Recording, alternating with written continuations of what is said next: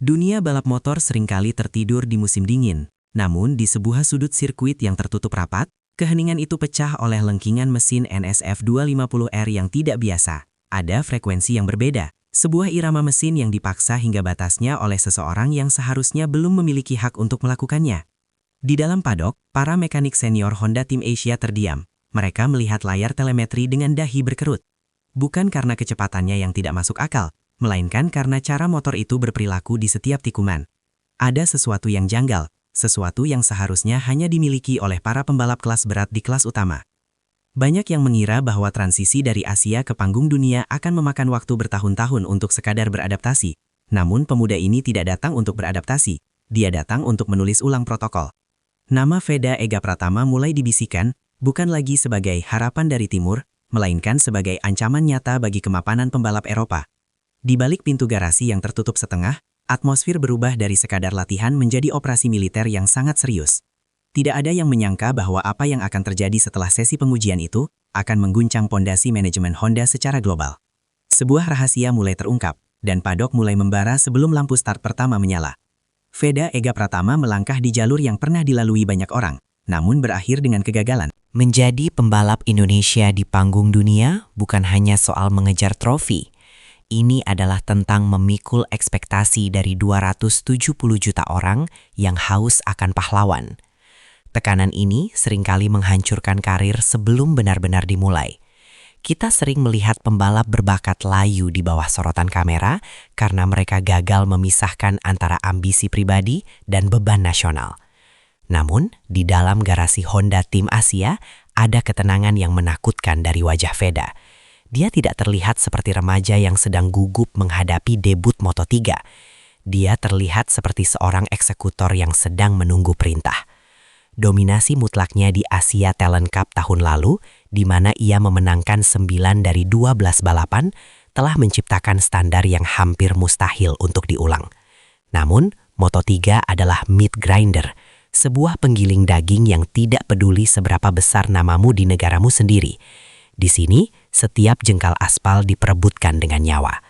Para pengamat mulai bertanya-tanya, mampukah teknik murni Veda bertahan menghadapi gaya balap barbar para pembalap Eropa yang tidak segan untuk bersenggolan di kecepatan 200 km per jam?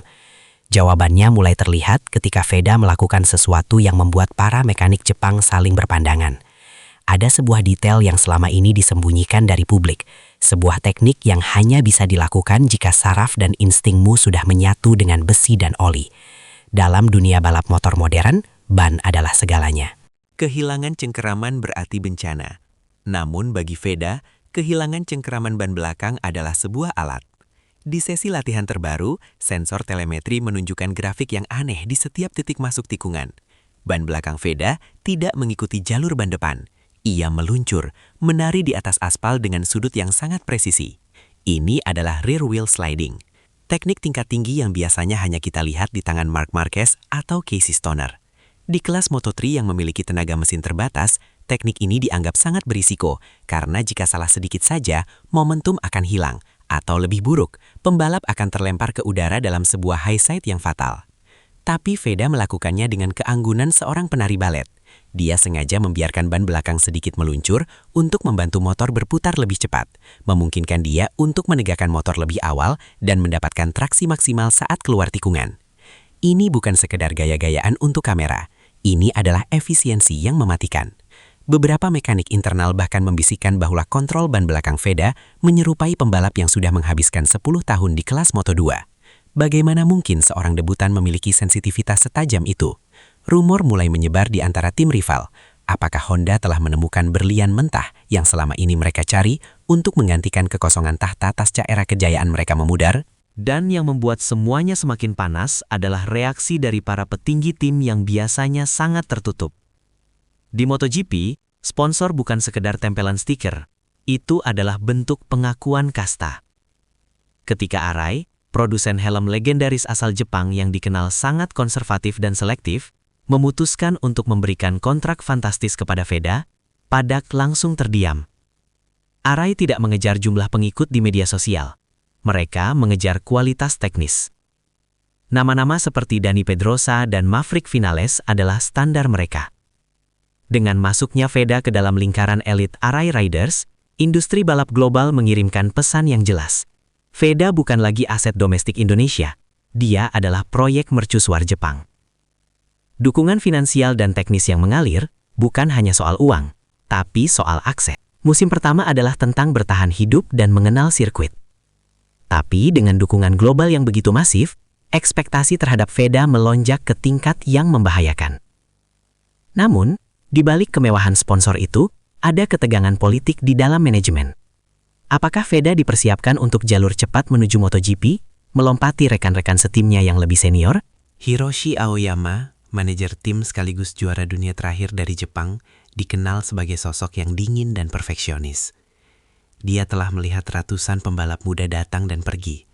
Namun, interaksinya dengan Veda menunjukkan dinamika yang berbeda. Ada sebuah rasa hormat yang tidak terucapkan. Aoyama tahu bahwa Veda memiliki sesuatu yang tidak bisa diajarkan, race IQ. Dalam sesi evaluasi, Veda tidak hanya mengeluh soal motor yang kurang cepat. Dia memberikan data spesifik tentang bagaimana ban depan bereaksi pada suhu tertentu di tikungan tertentu. Kematangan ini membuat proses pengembangan motor berjalan 2 kali lebih cepat dari biasanya.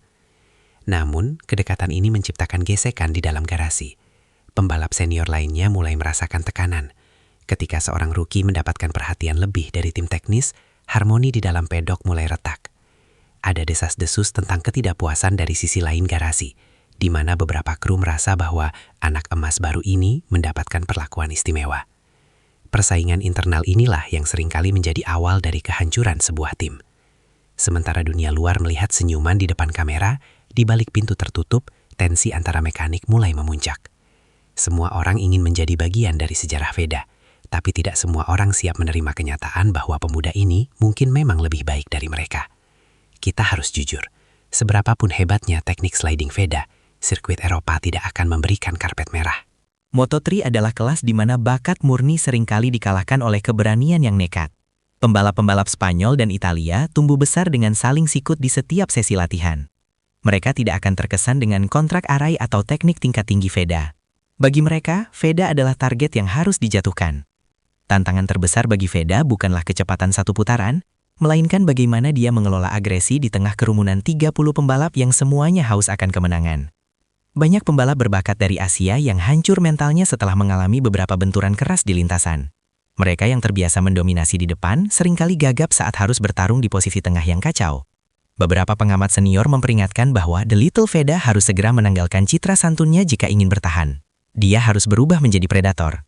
Rumor dari tes privat di Jerez menunjukkan bahwa Veda mulai mencoba gaya balap yang lebih defensif, sebuah adaptasi yang diperlukan untuk melindungi posisinya. Namun, apakah perubahan gaya ini akan menghilangkan keunggulan alaminya? Ketakutan terbesar adalah Veda kehilangan jati diri balapnya hanya karena mencoba menyesuaikan diri dengan kekacauan Moto3. Jika kita hanya melihat papan skor, kita hanya melihat setengah dari kebenaran. Data telemetri rahasia yang bocor dari tim menunjukkan sesuatu yang lebih mengejutkan daripada sekadar waktu putaran yang cepat. Konsistensi Veda dalam simulasi balap menunjukkan degradasi ban yang sangat minim dibandingkan pembalap lain. Ini adalah hasil langsung dari teknik rear wheel slidingnya.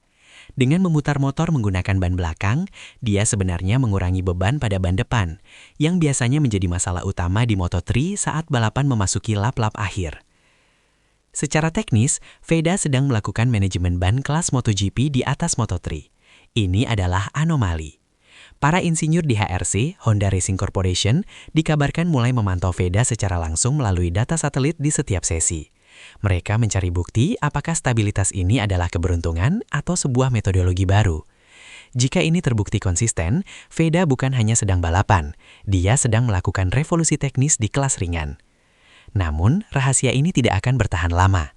Di pedok MotoGP, rahasia adalah mata uang. Tim rival mulai mengirim fotografer mereka untuk memotret detail sudut kemiringan motor Veda di tikungan tertentu. Perang dingin teknis telah dimulai, dan Veda berada tepat di tengah pusarannya. Kita sering mendengar kata fenomenal digunakan secara berlebihan, namun dalam kasus Veda Ega Pratama, sejarah memberikan pola yang sulit dibantah. Cara dia membangun karirnya, langkah demi langkah, tanpa terburu-buru, namun selalu dominan, sangat mirip dengan awal perjalanan Casey Stoner atau Dani Pedrosa. Dia memiliki kombinasi antara disiplin Jepang dan bakat liar khas pembalap jalanan. Inilah blueprint pembalap kelas dunia yang sebenarnya. Dia tidak mencari popularitas instan. Dia membangun fondasi teknis yang akan bertahan selama 1 dekade. Namun, di tengah pujian yang melangit, ada satu resiko besar yang mengintai, cedera. Di kelas Moto3, satu kecelakaan akibat kesalahan orang lain bisa mengubah segalanya. Manajemen VEDA harus bermain sangat hati-hati antara mendorong batas maksimal dan menjaga keselamatan jangka panjang. Beberapa pihak mengkritik bahwa ekspektasi yang terlalu tinggi dari publik Indonesia bisa menjadi bumerang yang menghancurkan mentalnya jika hasil di awal musim tidak sesuai harapan. Tapi bagi mereka yang melihat langsung bagaimana dia bekerja di dalam garasi, mereka tahu bahwa VEDA memiliki tembok mental yang sangat tebal. Dia tidak mendengar sorakan, dia hanya mendengar suara mesin. Saat musim balap semakin dekat, suasana di markas Honda Tim Asia menjadi sangat intens. Motor-motor dibongkar dan dirakit kembali hingga baut terkecil.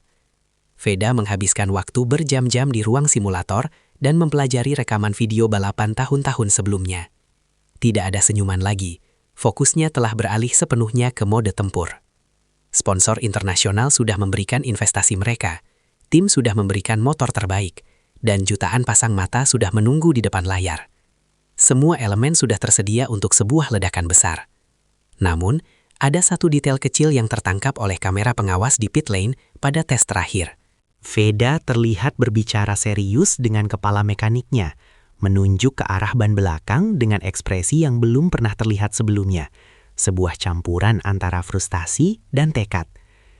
Ada rumor bahwa mereka sedang mencoba pengaturan elektronik yang belum pernah dicoba di Moto3 sebelumnya, sebuah eksperimen terakhir sebelum homologasi ditutup.